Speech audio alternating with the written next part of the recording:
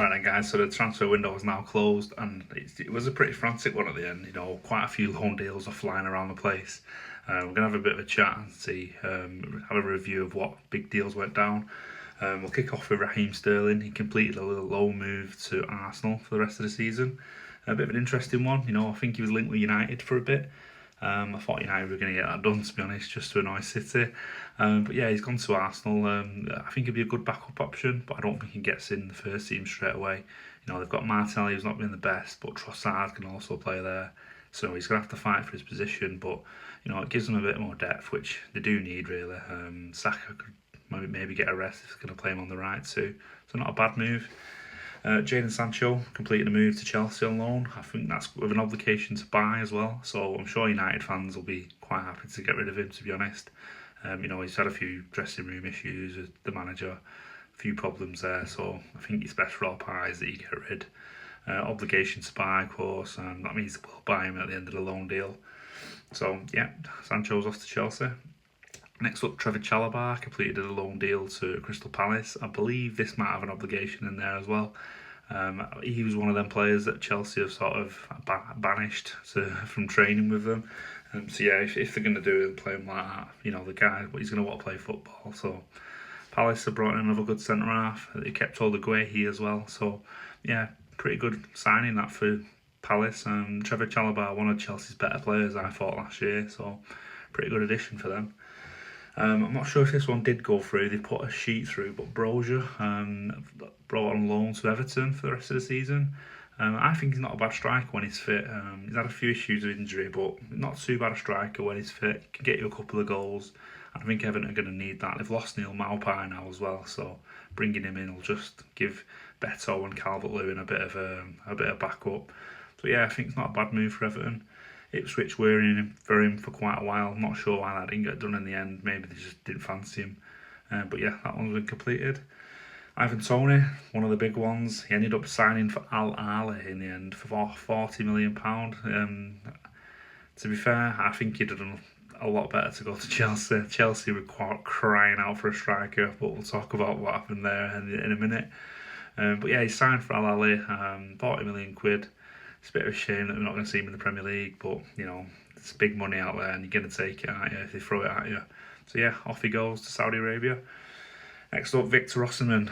Well, he was linked with Chelsea and he was linked with Al Ahly as well.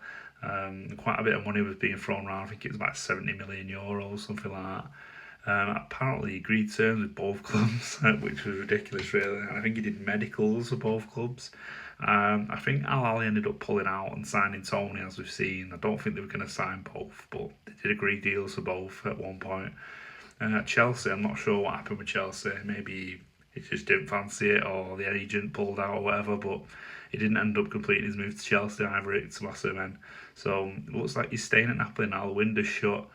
I don't think there'll be anywhere else that he goes. Saudi Arabia have pulled out, Chelsea have pulled out, so it looks like he's staying at Napoli. I don't think he was very happy about it. He wanted to move, but there we are.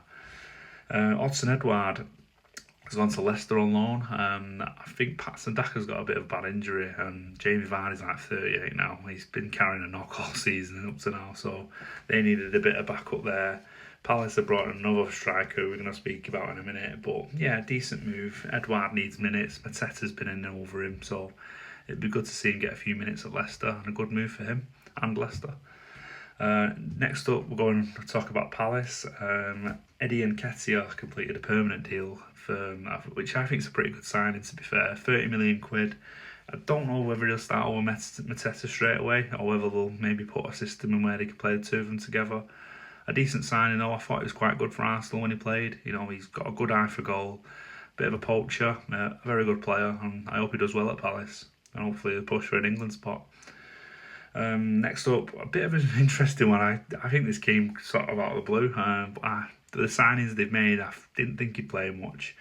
James Ward-Prowse has left, and he's gone to Nottingham Forest on loan to the end of the season. I think not a bad move for Forest. He's got a lot of experience. Obviously brilliant at set pieces. If he can get a few of them crosses into Chris Wood or people like that, yeah, Forest have made a pretty good signing there. He's more than set pieces, Ward-Prowse. I've always said this. But yeah, a decent move to get him in on loan. And, you know, they're strengthening their midfield quite well. They've got Elliot Anderson, Gibbs White, and now Ward-Prowse. You know, they'll be lucky to survive and make signings like that. I think you're going to be fair. Next up, a deal that's been going on for quite a while. I think the terms were agreed in like July or something, but they just dragged the feet with it. Man United finally confirmed the signing of Manuel Ugarte. I think it's 50 million with add-ons or something like that. But yeah, apparently terms were agreed for this in like early July, and it's just dragged on until United can get the funds to do it. It's finally done, it's completed. I think it was like 9 o'clock on deadline day that it finally got done, but it's signed. There we go, all done. United fans will be happy to have him over the line. You know, he's a pretty good holding midfielder. Casemiro can't do it, I don't think, at the top level anymore, so I think Ugarte will come in and take his place. But yeah, I'm sure United fans are buzzing with that signing. Speaking about United, one of the players that did have, Scott McTominay, signed for Napoli. I think they got around 25 million or something like that for him. A lot of people sort of give him a bit of grief. Scott McTominay, he is very limited, I will say that. I don't think he was a 6 or an 8. I think he was a 10 or a striker, personally. You know, he makes some late runs into the box and scores, but I don't think he's sort of a creative 10 either. It's a bit of a weird position. He's like a false 9, I think. But yeah, he's moved on to Napoli. I don't think he did want to go, which is sad. A bit sad for him, really, you know, because he loved the club, he loved United, but yeah, he's had to move on. I think the board and the club have made it evident that it's not in their plans. Erik ten Hag did come out and say he wanted to keep him, which I thought was strange. You know, surely he'd made a case to the board and the exec that they wanted to keep him, but perhaps not. But yeah, that's mainly all the big ones that have happened on deadline day. Nothing for my club, Man City, unfortunately, but I don't think we needed much. But yeah, all that's. Let me know what you guys think. Any big deals there I've missed? Yeah, some massive deals have gone through there. Could it change the course of the Premier League? Let me know what you guys think.